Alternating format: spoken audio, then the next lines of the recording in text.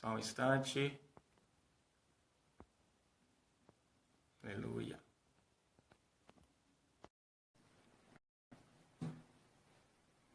Glória a Deus. Aleluia! Ô, Fala, macho! Brunão! Eita, macho, tamo aí. Oba. Amados, vocês que estão aí na live, nós precisamos de um feedback para saber se a imagem, se o som está de acordo. Se vocês estiverem nos ouvindo bem, pastora Tina, Dá um mulher de joinha Deus, aí, comenta dá um aí joinha como tá a aí. qualidade, né? Estou te ouvindo bem, viu, pastor? Amém, também tô te ouvindo bem. Glórias a Deus. Esse é o pastor gordinho mais bonito que eu conheço, no Berlândia. Vou te falar, viu? Amém, se Como vem de você eu eu amo. acredito. Eita, glória. Como eu amo a vida desse gordinho, viu? Homem Tamo abençoado. junto, cara. E desde já, pastorzão, nós queremos mandar um abraço imenso para toda a comunidade cearense, né? Nós amamos esse Exatamente. povo, né? Um Amém, beijão e um mandar. abraço, né, para o apóstolo Eric, para a apóstola Bia, para todos os pastores, esse povo tão abençoado que nós amamos. Amém. Para nós também é uma honra fazer parte aí da história e poder somar sempre com a comunidade pela cruz. Deixamos aqui nossa admiração, nosso respeito, nosso carinho. Um abraço imenso, pastor Marquinhos, né, faz parte aí da nossa história, sempre esteve conosco. Para nós é um privilégio poder somar com vocês. Que bênção, que bênção, que bênção. Então vamos iniciar esse tempo oportuno, né, pastor? E eu creio que é Sim. algo que tem queimado aos nossos corações, Sim. que nós possamos, acima de tudo, discernir esse tempo, né? Um tempo onde, né, tantas informações têm chegado ao nosso coração, mas Deus tem queimado nos nossos corações, Sim. que é um tempo de alinhamento, que é um tempo que o Senhor quer falar aos nossos corações para que nós possamos alinhar algumas coisas, né? E o tema dessa live é o resgate do sacerdócio, né? E eu creio que isso é uma base, na verdade, espiritual, não só para a igreja, mas para toda a sociedade. Então eu queria que vocês que estão aí nessa live tomassem nota de tudo aquilo que vai ser falado, que eu creio que vai ser muito pertinente para a vida de vocês. Então, antes de entregar para o pastor Israel, eu quero passar somente uma informação aqui a respeito, na verdade, desse encargo de sacerdote. Então, o que o sacerdote, na verdade, faz, ou o que o sacerdote fazia, né, nos tempos bíblicos, né? Então, o sacerdote, ele cuidava, né, para que o povo, né, agradasse a Deus. Então, o sacerdote era um homem que ensinava o povo, o sacerdote era um homem que se colocava na presença de Deus, né, e oferecia sacrifícios pelo povo, pelo pecado do povo. Então, acima de tudo, o sacerdote, ele cuida de coisas santas, de coisas sagradas. E eu quero dar esse start nessa live dizendo que se tem algo de mais sagrado que Deus entregou para o homem, é a nossa família, não é verdade, pastor? Exatamente. Bruno, eu vejo hoje uma grande deficiência, né, da posição sacerdotal do homem dentro do seu lar. Uma das coisas que a gente mais escuta quando a gente tem atendimentos com assuntos referentes à família é que as pessoas, os homens, né, nesse tempo eles têm sido omissos. E talvez a omissão seja o maior dos erros, o maior dos pecados hoje dos líderes de família, dos homens, os chefes de família. Estão omissos às suas responsabilidades, eles estão transferindo a responsabilidade da gestão do lar, do ato de ser o cabeça dos seus lares para suas esposas. O sacerdócio no lar, o sacerdócio do homem na sua casa, ele começa com o homem cobrindo a sua casa em oração, sendo aquele que traz o discernimento espiritual para dentro do seu lar, é aquele que busca de Deus as direções. Isso vem sendo cultural nos últimos anos. Se você vem acompanhando essa evolução, né, desse quadro sacerdotal dentro do lar, você vem acompanhando isso já há anos. Nós estamos aí conversando há anos, trocando as nossas experiências aí há anos a respeito disso, e nós temos visto isso. É uma reclamação recorrente. Eu não sei como funciona aí com o Minha Casa Minha Missão, dentro da comunidade Pela Cruz, mas eu queria te ouvir. Conta para nós aí qual tem sido a sua experiência em relação a isso. Então, tem um texto muito pertinente, está lá em Tiago, capítulo 4, versículo 17, que diz assim que aquele que sabe, né, que deve fazer o bem e não faz, esse peca. Então, muitas das vezes, né, pastor, a credibilidade do homem, né, tanto dentro de casa, no casamento, quanto também na sociedade, se dá exatamente por essa omissão. Isso é algo muito grave. E eu quero dar exemplos práticos aqui do nosso dia a dia. Eu quero exemplificar aqui questões mesmo de manutenção do lar. Então, tem casas que uma cortina, uma fechadura, um armário fica 10 anos por arrumar. Então, se nessas pequenas coisas os homens não têm se posicionado, os homens não têm tido uma ação eficaz dentro de casa, como um homem desse pode liderar a vida da sua casa e dos seus filhos? Então, começa pelas pequenas coisas, né? Então, aquele homem que não é confiável, aquele homem que é chamado de banana pela tua esposa, né? Então, isso é algo que vem sendo construído durante todo o casamento, durante todo o relacionamento, mas tudo começa pelas pequenas coisas.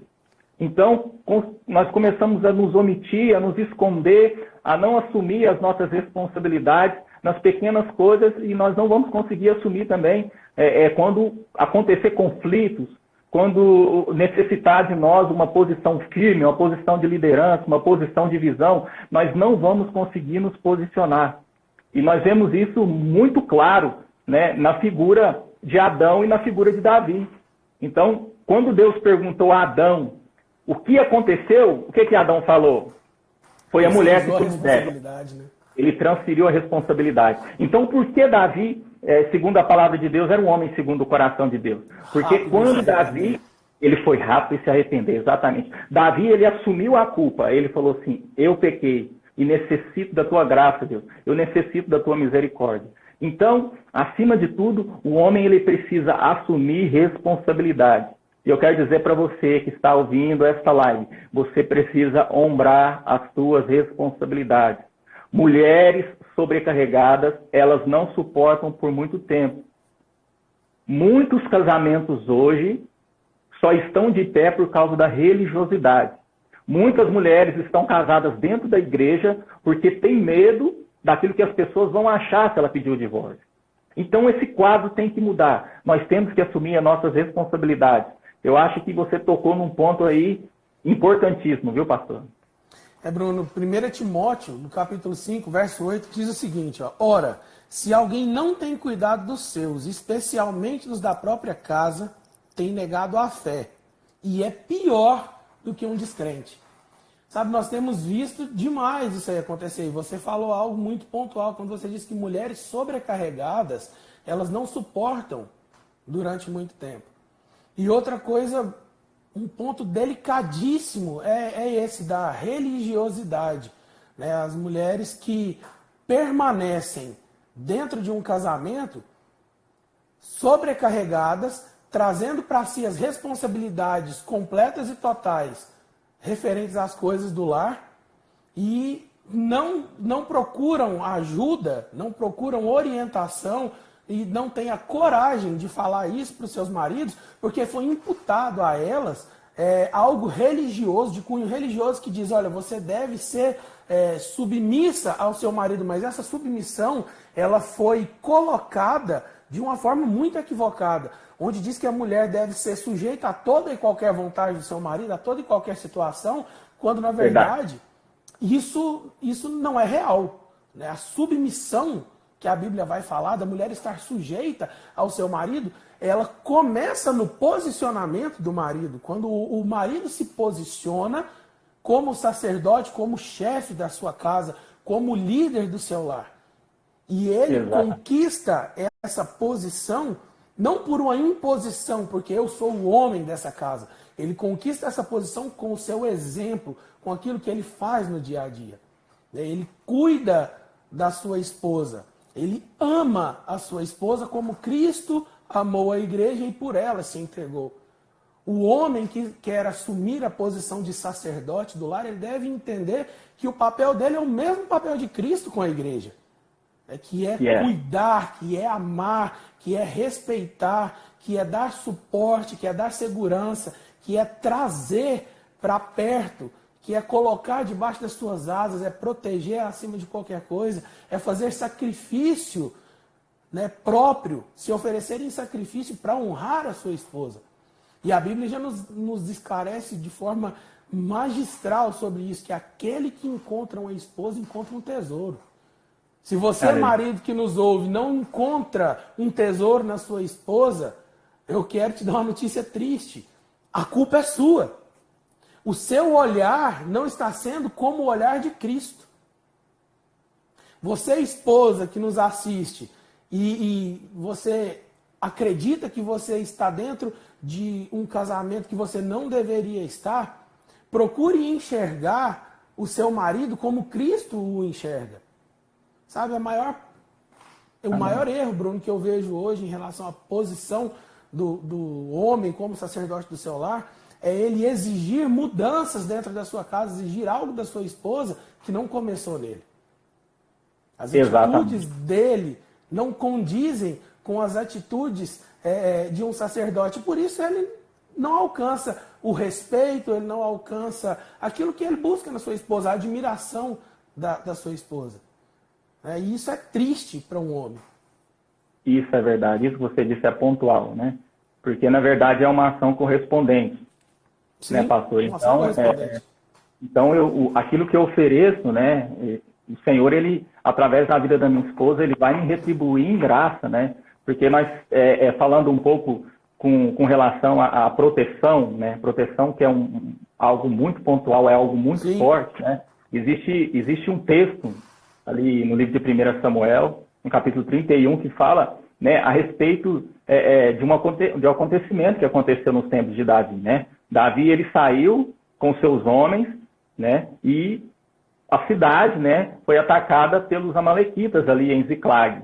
E a Bíblia diz assim que os amalequitas levaram suas esposas, levaram seus filhos, e quando aqueles homens chegaram, eles só encontraram destruição, suas casas pegando fogo e todas as suas famílias sequestradas. E aqui eu quero entrar num ponto que é muito, mas muito importante. Então, nós que somos homens, nós somos os responsáveis pela proteção espiritual e pela proteção física também na nossa família. Nós somos os guardiões. Nós somos os leões que guardam as nossas crias, as nossas esposas. Nós somos a figura do leão da tribo de Judá em nossas casas. E eu vejo ali naquele acontecimento, pastor Israel, que Davi, ele tinha um exército muito bem estabelecido e muito bem treinado. E eu creio que Davi, ele poderia ter ficado.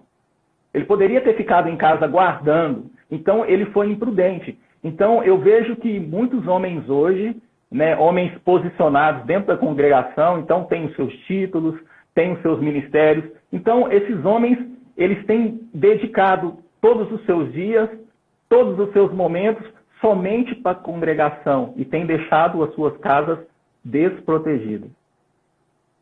Então, tudo aquilo que nós fazemos em nome de Deus, que sacrifica a nossa família, é pecado.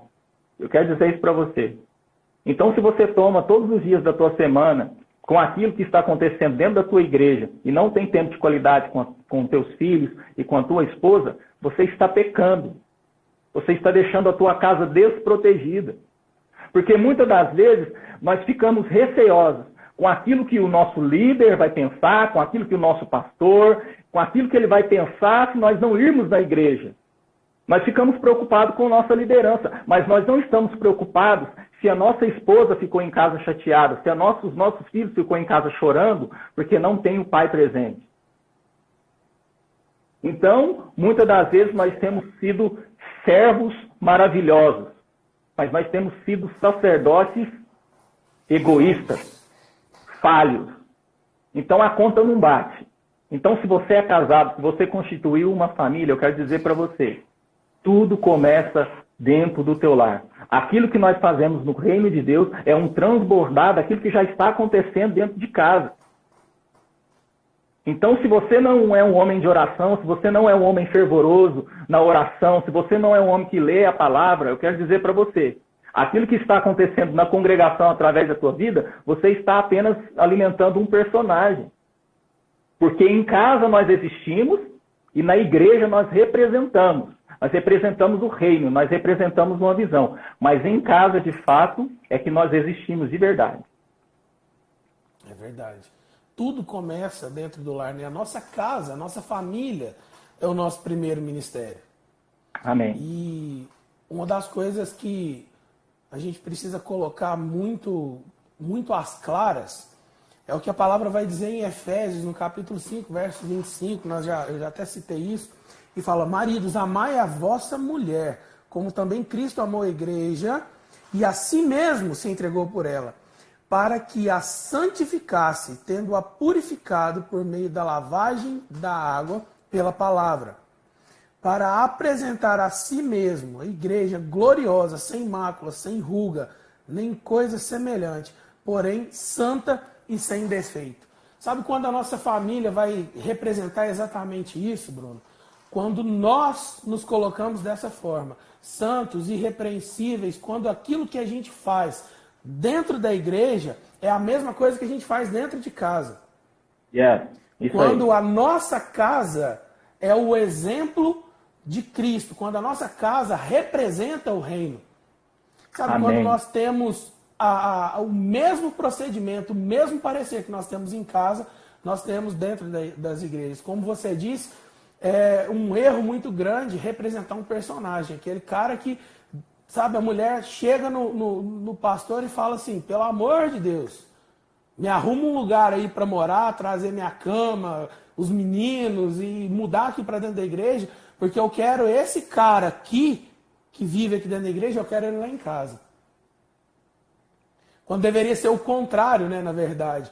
A igreja fala assim: pelo amor de Deus, traz esse cara aí e coloca ele aqui dentro para servir a igreja conforme ele serve em casa. Nós devemos primeiro, acima de qualquer coisa, sermos homens irrepreensíveis no nosso procedimento dentro de casa. E aí depois, isso se reflete fora. Porque a nossa família é o primeiro ministério. Se hoje a igreja que você aí, que está do outro lado dessa tela, fechasse, a sua igreja fechasse as portas, você teria uma igreja dentro da sua casa? Você seria o bom pastor do seu rebanho, que é a sua esposa, os seus filhos? Deus poderia contar com você lá para dar exemplo de Cristo dentro da sua casa, ali na sua vizinhança, aonde você mora? Você serviria fora das quatro paredes da igreja como você serve dentro da igreja? O seu sacerdócio, ele de fato começa aí. É verdade. Quando você é o exemplo dentro de casa, e esse exemplo que você é dentro de casa se reflete nas coisas que você faz fora. Então aí sim, você representa de fato um sacerdote, você representa de fato uma liderança efetiva, uma liderança eficaz da parte de Deus. Né? A palavra vai dizer que aquele que não governa bem o seu lar, ele não pode. É um critério básico. Ele não pode assumir o episcopado se ele não é um bom governante do seu lar. Se ele não tem os seus filhos sujeitos a ele, se ele não tem a sua esposa sujeita a ele, se a sua família não te honra, cara, a sua congregação não vai te honrar. Porque a sua casa te honra porque você é digno de honra. A sua congregação te honra porque você é digno de honra. Você se coloca como digno de honra, como digno de confiança, e aí sim, isso se reflete externamente. Aleluia. Isso é verdade. Eita glória. E algo muito pontual e muito poderoso que o Senhor ministrou ao meu coração esses dias, pastor, é que existe algo que impede que esses homens de fato sejam sacerdotes, né? Uma vez que quando aqueles que aceitaram Jesus, né, o Espírito Santo da verdade passa a habitar dentro de nós.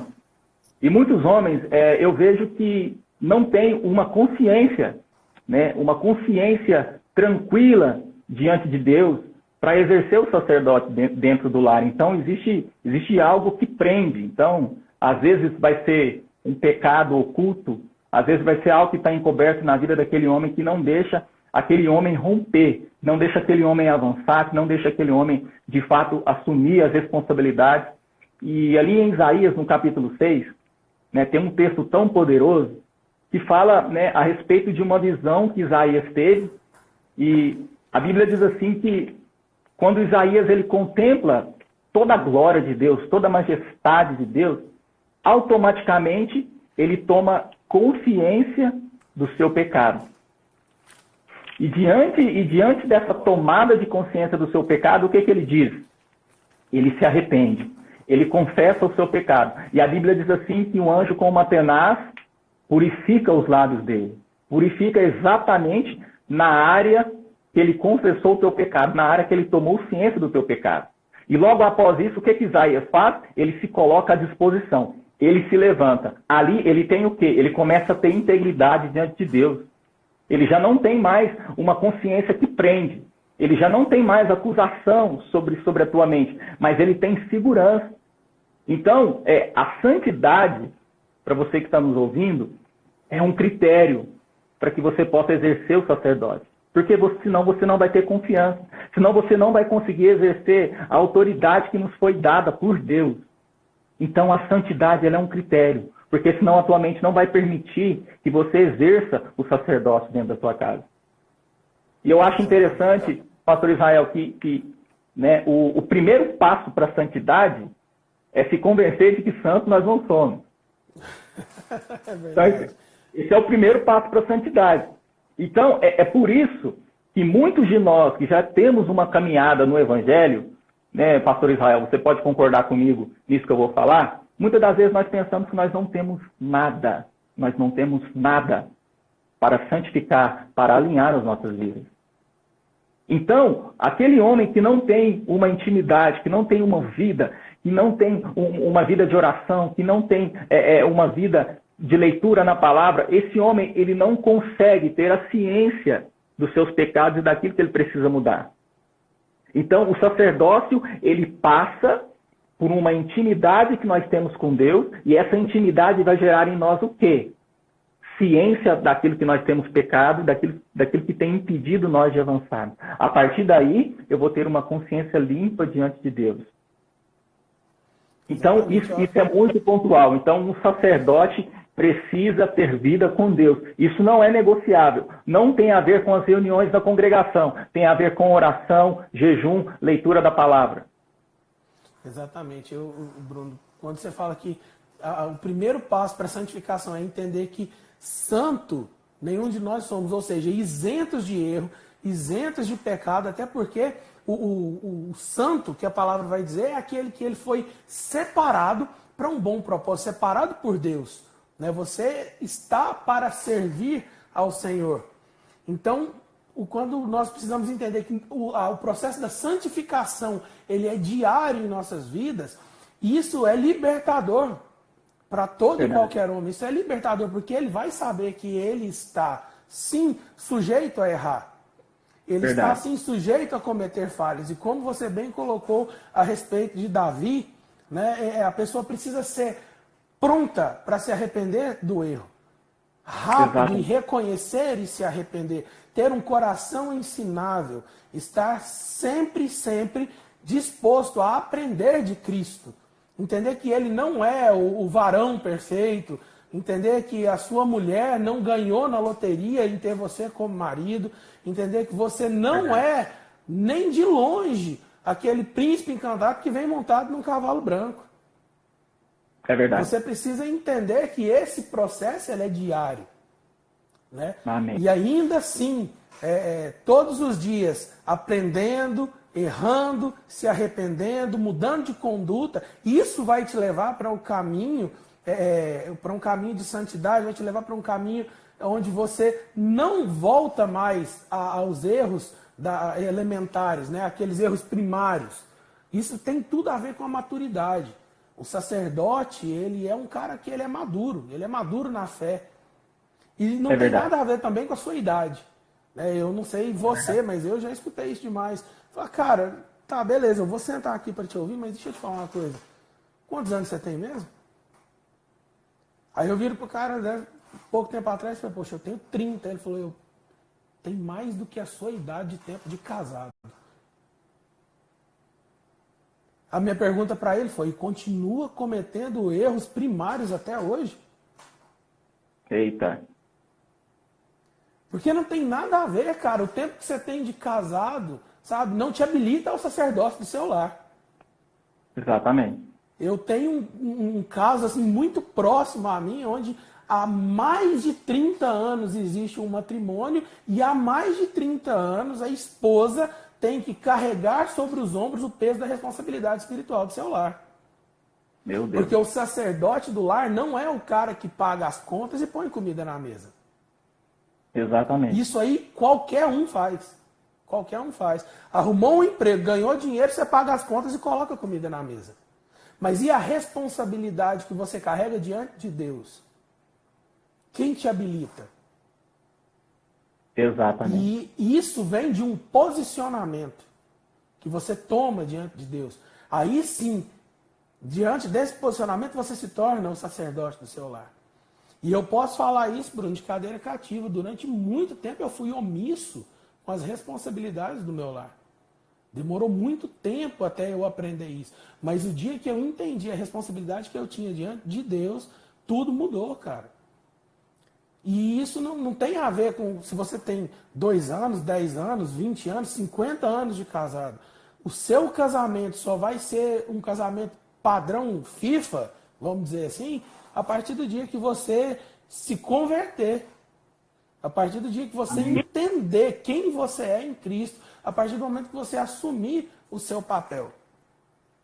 Aleluia. E outra coisa que vem destruindo aí a comunhão diária, né, e o bom relacionamento entre marido e mulher, cara, é a omissão dos maridos em relação a coisas tão simples, como você disse no começo, a vida comum do lar. Alguém já te questionou a respeito disso? Já reclamou com você a respeito disso? Alguma esposa que fala, poxa, o cara não faz nada, né, em casa, acha que porque é o provedor do lar, ele não precisa ser cooperador dentro de casa. Cara, eu quero isso faz dar parte só do seu sacerdócio também. E olha só, para você depois prosseguir. Por que existe hoje a profissão marido de aluguel? Já parou para pensar? Já, cara, já fiz essa analogia durante aulas aqui no Bem Casado. Então, olha só, surgiu uma profissão, né, exatamente por causa da omissão e da debilidade dos maridos. Então, o marido hoje, né, ele está em tanto descrédito na sociedade, né, que surgiu uma profissão para substituí-lo. E muitas das vezes, o marido de aluguel, quando vai na casa dessa mulher realizar algum tipo de serviço, ele faz outras coisas também. Outras coisas mais também. Porque o homem também, na maioria das vezes, também tem sido omisso também na questão da intimidade. Então, isso é algo importante que nós temos que ter a atenção. Nós temos que ter a atenção, porque o provedor, ele provê a família em todas as áreas. Então, você precisa prover a tua casa financeiramente, você precisa prover a tua casa espiritualmente, você precisa prover a tua esposa sexualmente, você precisa prover a tua esposa na questão da alma, você precisa ouvi-la, você precisa instruí-la. Exatamente. Então, essa questão de ser homem, essa questão de ser marido, ser sacerdote, não é para meninos, são para homens que querem assumir responsabilidade. E eu já quero entrar aqui num ponto, né, pastor, que foi um ponto, foi um divisor de águas, na verdade, na minha caminhada cristã, né, que foi num belo dia que nós estávamos aqui na nossa casa, e a minha esposa virou para mim e disse do nada, olha, quem dera você fosse o mesmo Bruno da igreja aqui dentro de casa. Meu Deus, eu entrei em crise. Falei, essa mulher enlouqueceu, ela ficou louca. Aí ali eu comecei a questionar. Falei, uai, mas você queria que eu estivesse aonde? Você queria que eu estivesse num bar? Você queria que eu estivesse fazendo o quê? Eu estou servindo ao Senhor. E ali, né, eu tomei uma tomada de um tratamento de choque, né, pastor? Um tratamento não é fácil de choque. escutar isso, né? Não é fácil. Não é fácil. Então, uma tomada de consciência, que foi aonde eu me afastei da liderança ministerial, a qual eu estava exercendo naquela época, e foi um tempo onde o Senhor, ele fez com que eu entendesse que eu tinha que colocar a minha casa em ordem. E tudo aquilo que eu realizava fora de casa, na verdade, era um transbordar daquilo que eu já estava fazendo. E muitas das vezes, eu quero que você que é homem, que está assistindo essa live, preste atenção nisso que eu vou te dizer. A sua esposa, de tempos em tempos, ela vai emitir sinais. Ela vai emitir sinais de insatisfação. Ela vai emitir para você sinais. O comportamento dela vai mudar dentro de casa. E você precisa estar atento a isso. Às vezes você está aí pensando, cara, minha esposa fala demais. Se você conhecesse a minha esposa, ela fala muito. Minha cabeça até dói. Cara, considere aquilo que a sua esposa está falando. Ela é boca de Deus dentro do seu lar. Exatamente. Você precisa se preocupar se a tua esposa se calar. Meu irmão, se a tua esposa se calou, coloca a sua barbinha de molho e vai para o joelho. Antes que a tua casa desmorone. Então considere tudo aquilo que a tua esposa diz. A esposa, ela vai emitindo sinais, mas vai chegar um dia que ela vai se cansar. E a tua esposa também, meu amado irmão, ela é também um instrumento de Deus para a tua santificação. A Bíblia diz assim, que se nós confessarmos os nossos pecados, o que acontece? A cura. Então nós precisamos confessar. Então talvez nós não temos coragem de confessar para o nosso pastor, mas nós precisamos ter a nossa esposa como uma parceira, de fato, como um instrumento de Deus nas nossas vidas, para que nós possamos avançar, amado. Eu tenho um testemunho assim que me marca até hoje, de um homem, de um irmão, que é um mentor espiritual para a minha vida, e que ele contou uma situação, né, a qual uma colega de trabalho, ela começou a mexer de alguma certa forma, e ele é um homem de Deus. E todas as vezes que ele olhava para aquela mulher lá, misericórdia, vinha algo diferente. E um dia a esposa desse irmão esteve no trabalho dele, e como a esposa é o radar, volta a dizer, Deus deu o discernimento. Olha, aquela mulher mexe com você. Meu Deus! Aquilo ali é como se o cara tivesse dado um tiro no peito dele. Como assim aquela mulher mexe comigo? Mas ali ele teve o quê? Ele teve maturidade de confessar o pecado à tua esposa. Olha, realmente ela mexe comigo, eu preciso de oração, eu preciso me livrar desse mal. E o que aconteceu? Eles venceram essa barreira e estão mais fortes do que nunca. Então nós precisamos, de fato, ter a nossa esposa como uma aliada espiritual. Quero dizer para você, a tua esposa é boca de Deus. A tua esposa foi dada uma percepção a respeito do mundo espiritual que não foi dada a você. E a gente precisa considerar isso. É um conflito grande que os casais vivem, né? Principalmente aqueles onde existem homens que foram criados num ambiente muito machista, onde as mulheres elas não têm voz. Né? E isso não se refere só ao lar, à criação, aquilo que vem de berço, mas também aquilo que é ensinado como doutrina dentro das igrejas, onde as mulheres não têm voz.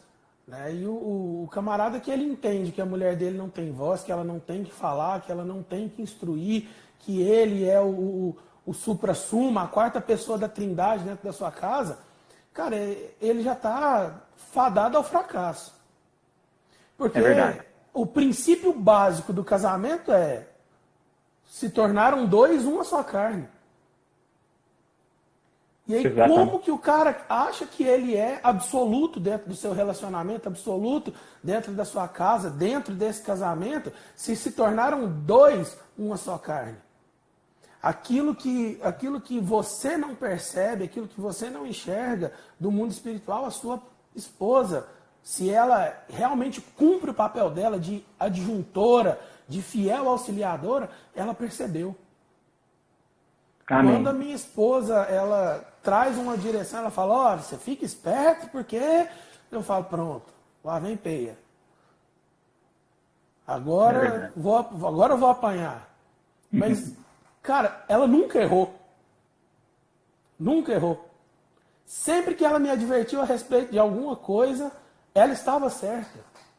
E Sempre. bobo é o cara que acha que a esposa não está certa. É verdade. Bobo é o cara que acha que ele não tem que ouvir. Porque se ele queria viver uma vida onde ele seria absoluto nas suas decisões, ficasse solteiro. Você concorda? Exatamente. Exatamente. Ficasse solteiro. Não se desse ao casamento. Porque ele é o sacerdote do lar, mas se ele não tem a quem governar, se ele não tem ao que governar, ele vai ser sacerdote do quê? De si mesmo? Ele Exatamente. precisa ter um povo a quem ele possa dirigir, a quem ele possa direcionar. Mas ele não é único e exclusivo dentro da sua casa. A voz dele não é a voz ativa em todo o tempo. Ele toma as decisões, sim. Mas, vem cá, você que eu sei, conheço, participo da sua caminhada, sei de quem você é, tanto dentro quanto fora de casa. Algum dia você tomou uma decisão sozinho? Sim. E se tomou, deu certo? Não. Não, né? Não. Pronto. Isso responde a questão, né? Isso fecha a questão. Porque se tornaram dois num só. Tem que haver concordância. Tem que haver Exatamente. concordância. Andaram dois juntos e não estão de acordo? E o sacerdócio não te coloca, não te habilita a ser um tirano, a ser um ditador. Exatamente. Porque se o nosso exemplo de sacerdócio é Cristo e ele nunca impôs nada a ninguém, por que que eu, como homem, vou achar que eu posso me impor? É verdade. Entende? É verdade. Então, assim, a minha vida como marido, ela só existe porque eu tenho uma esposa. Agora, se eu desprezo a minha esposa, então, desculpa, mas, cara, se você despreza a sua esposa, você não é um marido. Não Exatamente. é. Porque a mulher, dentro do seu casamento, ela não foi instituída por Deus para ser uma adjuntora, para te servir na sua cama. Isso. Ela não é o depósito lá onde você descarrega a sua necessidade fisiológica de sexo. A sua esposa, ela é uma adjuntora. E ela foi criada para ser amada, respeitada. Os seus filhos são herança do Senhor, como diz a palavra. Você deve cuidar deles, prepará-los, instruí-los para seguir uma vida com Cristo, para honrar a Deus. Isso é honrar a Deus, isso é ser o sacerdote dentro do seu lar. Quando você tem consciência de que a sua esposa, ela é muito mais valiosa, muito mais preciosa do que você pensa, do que você considera. Quando nós tomamos essa consciência para nós, cara, tudo muda. Exatamente. Esse tempo agora de isolamento social, né? Eu tenho visto tanta piadinha, cara, tanta coisa sem graça na internet. Sabe? Ai, nossa, eu não aguento mais a minha esposa. Deixa ela te faltar.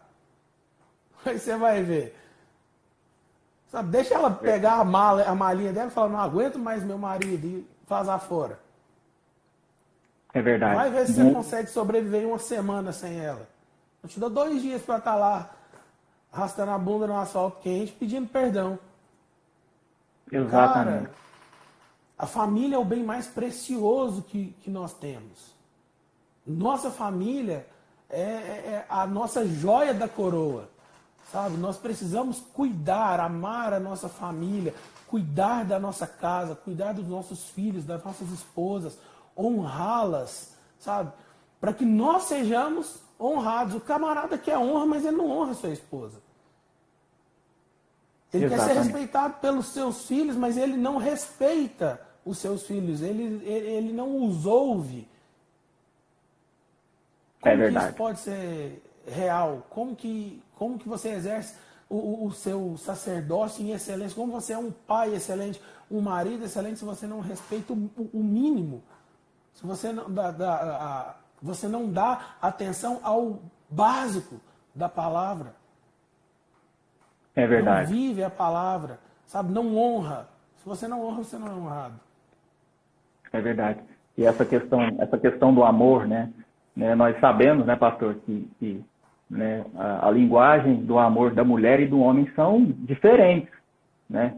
Então, um questionamento muitas esposas, né, da minha, de várias esposas, é exatamente a questão de um homem demonstrar que ama, né? Então, é a questão do toque, é a questão do carinho, é a questão de você presentear fora de hora, de você lembrar de datas. Então, para o homem, às vezes, isso parece uma coisa chata, né? Isso parece uma coisa insignificante, mas nós precisamos entender que essa é a linguagem que a mulher entende. Assim, da mesma forma, quando eu, como homem, não sou respeitado, não sou honrado, não sou considerado como um homem do lar, quando eu não tenho, de fato, uma voz dentro do lar, o homem, o que ele quer fazer? Ele quer agredir, ele quer impor. Então, a linguagem do amor que a mulher conhece são ações. Então, é o toque, é o beijo, é o cheiro, é o abraço. Então, aqui dentro de casa, eu tenho tentado fazer com que a minha filha, ela presencie eu e minha esposa dando um abraço, dando um beijo, para que ela tenha referência do que é carinho, para que ela tenha uma referência do que é um pai, do que é um marido. Ela precisa entender isso. E nós precisamos amar a nossa família, amar as nossas esposas como soldados, como guerreiros. Eu escutei uma frase essa semana, pastor, que eu falei, meu Deus, que frase é essa?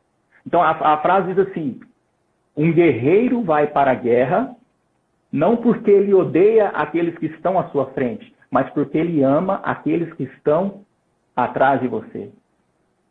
Ou seja, eu só existo. Ou seja, a minha motivação de levantar todos os dias para trabalhar é a minha esposa e a minha filha. É a minha família. Aquilo que me motiva a ser melhor, aquilo que me motiva a ser um homem segundo a palavra de Deus, assim, aquilo que me motiva a ser um homem de bem, a ser um homem honesto, é exatamente o amor que eu tenho pela minha família. Sim. Então nós não podemos esquecer desse detalhe.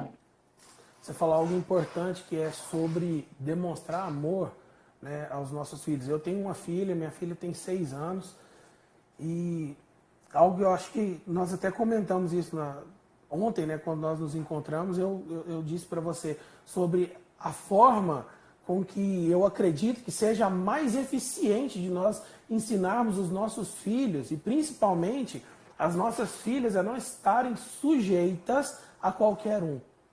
Nós devemos provar para elas que elas não são carentes afetivamente. E como que Amém. você faz isso? Sabe, eu particularmente. Cara, eu já recebi críticas a respeito disso. Ah, cara, sua filha tem 6 anos, você dá banho nela? Dou banho, Amém. penteio o cabelo, ajuda a escolher a roupa, ajuda a combinar lá a roupa que ela vai vestir com o sapato que vai calçar, com o laço que vai pôr no cabelo. Sabe, ajuda a escolher o perfume que ela vai usar durante os dias. Abraço, beijo sim, encho de mimos. Você sabe por quê? As nossas filhas, os nossos filhos, eles têm que ter um padrão, eles têm que conhecer critérios, saber colocar critérios. Amém. Nós vamos ser sacerdotes do nosso lar, protegendo os nossos filhos, quando nós ensinamos isso, a forma com que nós cuidamos deles. É verdade. Sabe? E como é que mas você faz isso tudo para sua filha e o seu filho? Porque eu tenho um filho com 4 anos. Então, o Heitor, ele me vê cuidar da mãe e cuidar da filha. E com isso, ele tem um critério, ele tem um exemplo. Eu só vou entrar num casamento se eu estou disposto a fazer isso, se eu estou disposto a cuidar dessa forma. Não estou dizendo que eu sou perfeito, eu busco ser o melhor que eu posso. Procuro melhorar todos os dias, sim. Mas principalmente para você que nos assiste, tem filhas, sabe? Ensine as suas filhas, seja um bom marido, seja um exemplo de marido e seja um exemplo de pai. A sua filha, ela só vai ter critério quando ela enxergar em você um critério. Mas se você é falho, ela vai se entregar para qualquer um que faça algo que venha suprir a menor das carências afetivas dela. Então a minha filha, ela entende que desde já, que se eu cuido dela dessa forma, se eu honro a vida dela dessa forma, aquele que vai entrar na vida dela no futuro para ser um marido, se ele não atender a esses requisitos, ele não serve. E eu já instruo ela com palavras, dizendo isso para ela, filha, a pessoa com quem você um dia vai se relacionar, ela deve, no mínimo, cuidar de você da forma que o papai cuida. Ela deve, no mínimo, amar você e te respeitar como eu te amo e como eu te respeito. Se ele não for melhor do que eu, ele não serve para você. Aleluia. E eu falo isso. pro meu filho, você só vai poder se casar o dia que você entender que você deve ser um pai e um marido melhor do que eu sou. Isso é o mínimo. Ah, cara, mas você fala isso para um menino de 4 anos. Rapaz, vai ler Provérbios. Você vai entender. Salomão fala, olha, eu era menino de tenra idade. E o meu pai me instruía. Caminhava comigo pelo jardim e me instruía. Como diria minha avó, é de menino que você torce o pepino. Você tem que começar cedo, ensinar desde pequeno.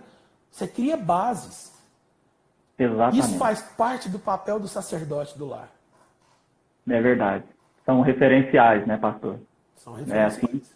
assim como a Bíblia diz assim, né, que Jesus, né, ele não faz nada que não vê o Pai fazer. Né? Então, se no céu funciona dessa forma, Pronto, por que não tem cara. que funcionar na nossa casa? Perfeito, Então, sua colocação. são referenciais. São referenciais. Nós precisamos ser referenciais. E o interessante, né, que todas as vezes que uma pessoa ela vai pedir, às vezes, para você uma instrução de como chega no lugar, né, ela pede o quê? Ela pede um ponto de referência. Não é verdade? Para Sim. que ela chegue no destino de uma forma mais fácil. Então, olha que interessante. Quando eu sou uma referência para minha família, eu vou garantir que os meus filhos, que a minha esposa, chegue ao lugar de destino que Deus planejou para eles. Então, olhe a importância de eu ser uma referência. Eu preciso ser uma referência. Quando eu me torno uma referência, eu passo o quê? Eu passo a pavimentar a estrada que vai ligar a minha família ao lugar de destino. Eu pavimento. Esse é o papel do sacerdote. Você é um homem que vai pavimentar o caminho. Você é um homem que vai tirar as pedras.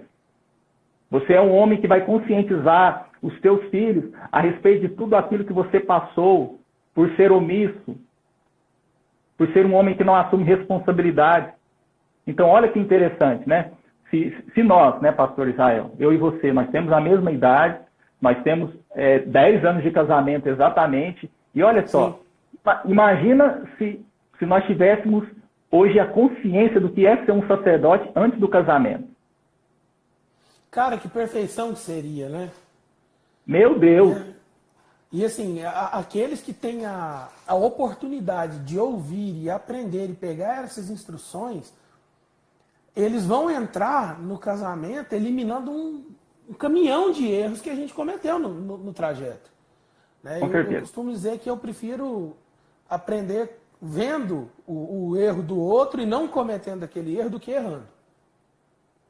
Então, o apóstolo Eric ele costuma dizer o seguinte, olha, quando eu te direcionar a respeito de alguma coisa, isso não é remédio, é vacina. Às vezes uma palavra dura, ela não é remédio, ela é vacina. Ela está já desde agora precavendo algo que possa acontecer no futuro, prevenindo um erro do futuro. Então, quando nós acolhemos com mansidão, cara, com humildade, isso prova também que nós estamos sendo, dia após dia, habilitados ao sacerdócio. É verdade. Habilitados ao sacerdócio do lar. E uma das características que eu vejo que devem ser assim, colocadas como critério para um cara ser um sacerdote do lar é se ele tem a humildade de ouvir e acolher a palavra que é ministrada a ele com mansidão. Porque aquilo que eu falo, por exemplo, pode ser perfeitamente questionável, mas o que a palavra de Deus diz não é. Aleluia. O que a palavra de Deus diz não é questionável. Então, quando nós instruímos as pessoas acerca disso, nós estamos baseados na Bíblia, nós estamos pautados no que a Bíblia diz. Isso. E isso, meu irmão, e isso é aquilo que nos habilita a exercer o nosso sacerdócio diário. Exatamente. E não é uma vez sacerdote, sempre sacerdote. Outra coisa que a pessoa precisa entender. Verdade. Não é porque hoje eu exerci, né, a minha função com zelo, que amanhã eu vou fazer isso. Amanhã é um novo dia e talvez eu possa errar, talvez eu possa falhar. Então eu tenho que ter a humildade de reconhecer que fui falho. E aí sim eu sou digno, sabe, de prosseguir no meu exercício sacerdotal. Isso, cara, é fenomenal, porque nós aprendemos demais, exercendo tarefas muito simples, sabe? Fazendo coisas Verdade. muito básicas, nós aprendemos demais. Como, por exemplo, cara,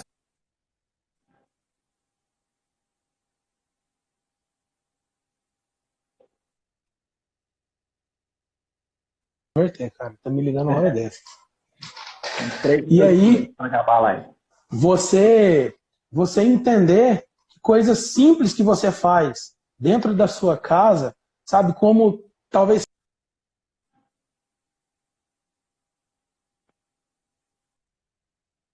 sair de casa, dar um abraço na sua esposa, dar um beijo na sua esposa, não sair sem se despedir dela, não sair sem se despedir dos seus filhos.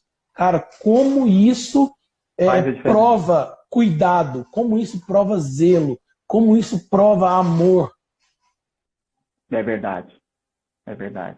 Que poderoso isso. Pastor, o tempo não espera, infelizmente, Não, né? Já deu aí, já vai dar 1 hora de live.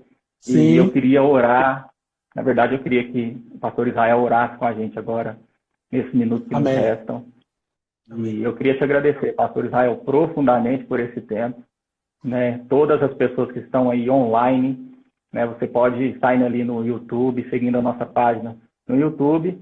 Essa live vai estar lá disponível para você estar assistindo, se você não conseguiu acompanhar ao vivo. Viu, pastor? Eu quero que você ore por nós e Amém. agradecer imensamente. Um beijo no seu coração, amamos vocês, viu? E que bom que você e toda a tua casa é uma conexão de Deus para as nossas vidas, né? Eu costumo Amém. dizer assim que, né, um voo direto ele te leva mais rápido, né? Mas uma conexão, né? Talvez ela vai te levar, na verdade, no destino. Talvez ela vai revelar a você uma parada, ela vai revelar a você uma reflexão. Então, quando Deus coloca conexões na nossa vida, eu creio que é para alinhamento, eu creio que é para crescimento. Amém? Amém. Amém. Glória a Deus. Pai, nós te damos graça por esse tempo. Sabemos que o Senhor é poderoso para fazer infinitamente mais do que pedimos ou pensamos. Sabemos, Deus, que tudo quanto o Senhor tem colocado em nossos corações é para que nós possamos dividir, partilhar com a igreja do Senhor. Sabemos que o Senhor tem nos dado um destino, tem nos dado uma direção e seguiremos firmes nela. Eu oro, Pai, e abençoo cada lar. Declaro, Pai, que cada pessoa que esteve aqui conosco online nesse tempo, cada um daqueles que ainda irão assistir essa live pelo YouTube, que sejam edificados pela prática da sua palavra, que sejam pessoas que acolham com mansidão essa palavra e passem a vivê-la, porque a sua palavra, ela produz em nós transformação, ela nos garante salvação e ela nos garante uma vida plena e abundante. Eu declaro, Pai, em nome de Jesus, uma noite mais que abençoada sobre a vida de cada um dos nossos irmãos. Amém. Amém. Bruno,